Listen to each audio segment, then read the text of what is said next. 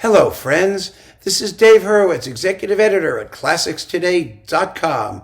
Well, one day I was minding my business and I got a call from my good friend Christophe Huss, who is music critic for Le Devoir in Montreal. As some of you may know, I talk about him frequently. We chat and share, professional stuff.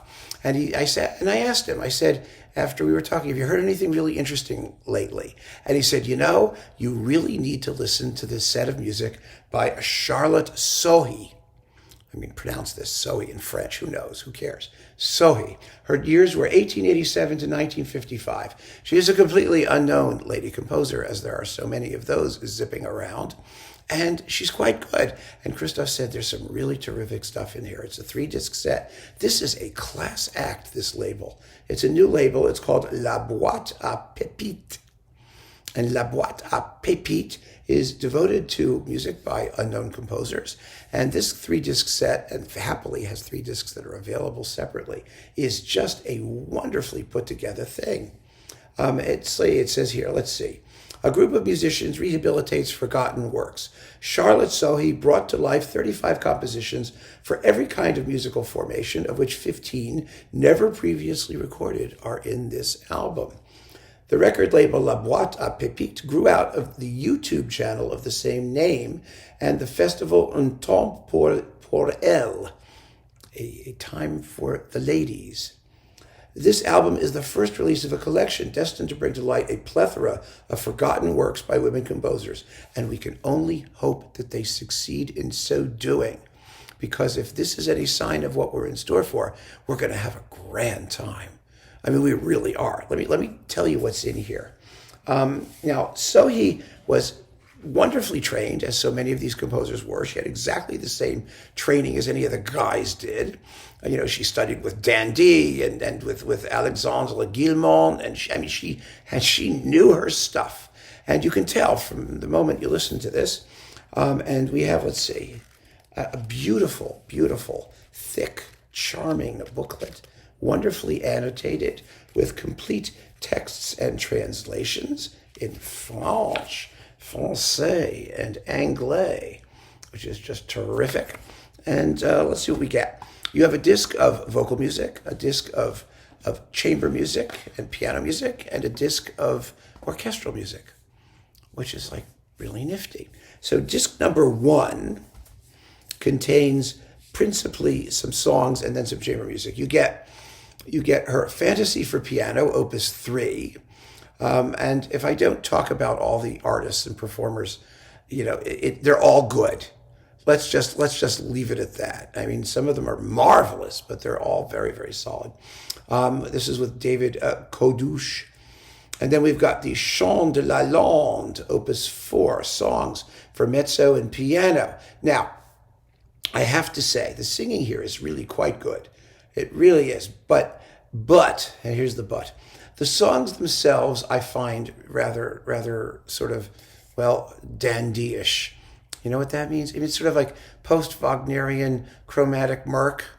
They don't do it for me. They kind of sound like Duparc. They have Duparcosity.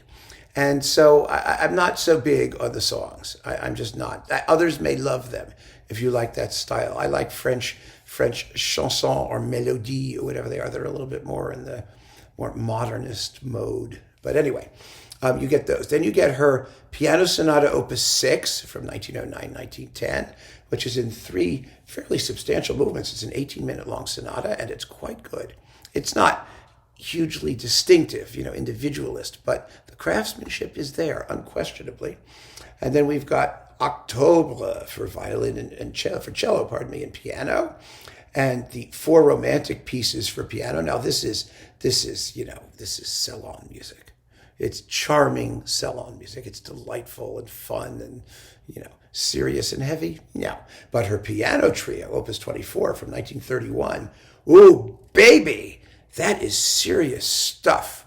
It's really a beautiful, beautiful work in 3 extremely shapely movements. And frankly, she is a good chamber music composer. She really is. And that is an impression which is confirmed in disc 2. And like I said, these are available separately. all three of them. This one has two string quartets, one from 1933, one from 1945-47, and they are wonderful, wonderful works. The second quartet is a little bit lighter than the first, but the first, from it's 26 minutes long and four major movements, it sounds completely French on the one hand, but on the other hand, not exactly like Debussy and Ravel. It's more sort of Ravel, Debussy-ish, but with an interlacing of that Franck school. So it is what it is, which is good.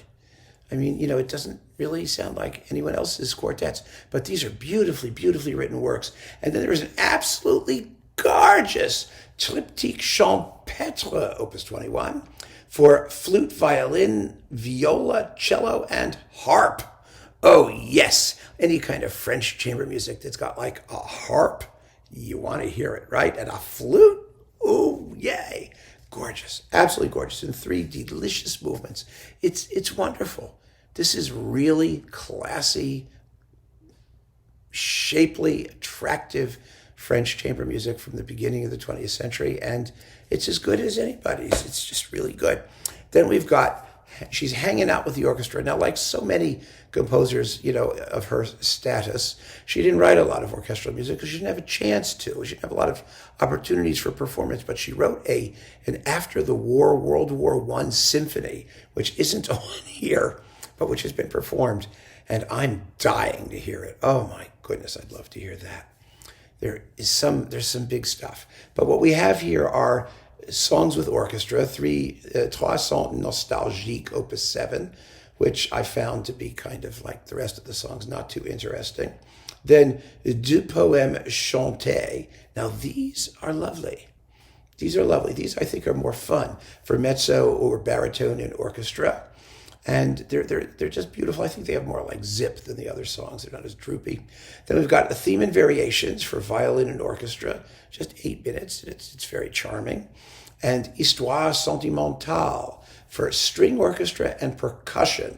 Now we're in business. Okay, it's only 11 minutes and 32 seconds long. Can't win them all. You want it to go on longer. It's a lot of fun. It was originally supposedly written as a film score, something like that. But these 4 little movements are wonderful, and I think they give a real sense of what she could do with the orchestra, and it makes you want to hear more. And finally, the Meditations, Opus 18, for soprano and orchestra. And these I also liked very much because the soprano voice is just higher and brighter, and the music is brighter, even though they're called meditations. And they're lovely works, lovely, lovely works.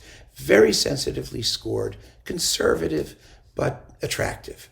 So there you go, 3 discs of Charlotte Sohy, a composer who, she wasn't a great composer. I mean, there's always a temptation when you hear these things to get very defensive. She was a woman, she was treated badly, she was, her circumstances were unfavorable, but she's triumphantly fighting against, the Moors of her time, and bumpity, et cetera, et cetera.